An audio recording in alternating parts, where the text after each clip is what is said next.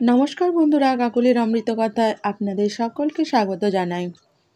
অন্নদাত্রী দেবী অন্নপূর্ণা দেবী দুর্গার আর এক রূপ অন্নদা নামেও তিনি পরিচিতা।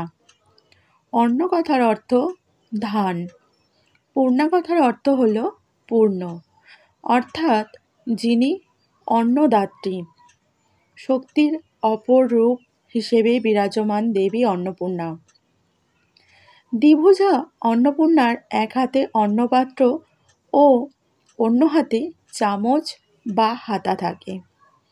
দেবীর এক পাশে থাকেন ভূমি ও অন্য পাশে থাকেন শ্রী। চৈত্র মাসের শুক্লা অষ্টমী তিথিতে অন্নপূর্ণার পূজা করা হয়। পুরাণ মতে চৈত্র মাসের শুক্লা অষ্টমী তিথিতে কাশীতে আবির্ভূত হয়েছিলেন দেবী।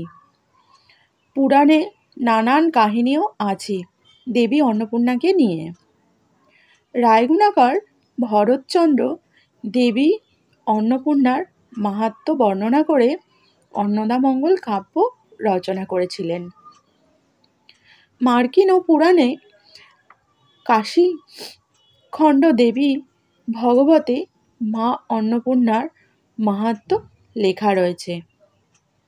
তো চলুন বন্ধুরা, সেই সম্পর্কে আজকে বিস্তারিত জেনে নিই। বিয়ের পর কৈলাস পর্বতে শিব ও পার্বতী সুখেই দাম্পত্য জীবন কাটাচ্ছিলেন। তবে শিব যোগীরাজ হলেও আদতে সে ছিলেন ভিক্ষুক। রোজগারের মুরত নেই। আর্থিক অনটনের জেরেই বিবাহের কিছুদিন থেকে শুরু হয়ে যায় দাম্পত্য কলহ। রোজ রোজ এমন কলহ লেগেই থাকে। ক্ষোভে ও দুঃখে পার্বতী গেলেন বাপের বাড়ি। জয়া বিজয়া পরামর্শ দিলেন ভিখারি শিবকে জব্দ করতে হবে। সেই মতো দেবী পার্বতী জগতের সমস্ত অন্ন হরণ করলেন। শিব তখন খিদের চোটে নাকাল।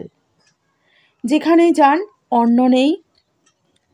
শেষে কোথাও ভিক্ষে না পেয়ে ব্যর্থ হয়ে লক্ষ্মীর পরামর্শে কাশীতে এলেন শিব। পার্বতীর মায়ায় শিব যে ভিক্ষে পাচ্ছিল না তা বুঝতে পারেন তিনি। পরে তিনি কৈলাসে ফিরে গেলেন। তারপর অন্নপূর্ণার হাত থেকে সংগৃহীত পলান্ন, পায়েস, পিঠে প্রভৃতি খেয়ে শিব পরিতৃপ্ত হলেন। এরপর দেবীর মহিমাবৃত্তির জন্য কাশীতে স্বয়ং মহাদেবের উদ্যোগে প্রতিষ্ঠিত হল দেবী অন্নপূর্ণার মন্দির। চৈত্র শুক্লা অষ্টমী তিথিতে শুরু হলো দেবীর পূজা।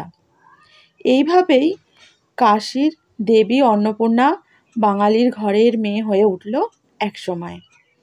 কাশীতে দেবী অন্নপূর্ণা বিখ্যাত মন্দির রয়েছে। সেখানে প্রতি বছর এই দিনটিতে ধুমধাম করে পূজা হয়ে থাকে। এই মন্দিরে অন্নকূট উৎসবও বিখ্যাত। সুপ্রাচীন কাল থেকেই বাংলার নবান্ন উৎসবের সময় এই অন্নপূর্ণার পূজা হয়ে আসছে। যেসব পরিবারে অন্নপূর্ণার পূজা হয় সেই সব পরিবারে কখনো অন্নের অভাব হয় না, এমনই মনে করা হয়। তো এবার জানব 2025 সালে অন্নপূর্ণা পূজার তারিখ। এই বছর অর্থাৎ 2025 সালে অন্নপূর্ণা পূজার দিনটি হলো 5ই এপ্রিল শনিবার, বাংলার 1431 সালের 22শে চৈত্র। তো বন্ধুরা, আজকের ভিডিওটি কেমন লাগলো সেটা কমেন্টের মাধ্যমে জানাতে একদমই ভুলবেন না। আজকে যদি আমার ভিডিওটি প্রথম দেখে থাকেন তাহলে আমার চ্যানেলটা সাবস্ক্রাইব করে আমার পাশে থাকবেন, আর পাশের বেল আইকনটা একদম প্রেস করতে ভুলবেন না। প্রেস করে নোটিফিকেশান অল করে দেবেন, তাহলে আমি যখনই ভিডিও আপলোড করব আপনাদের কাছে সঙ্গে সঙ্গে নোটিফিকেশান চলে যাবে।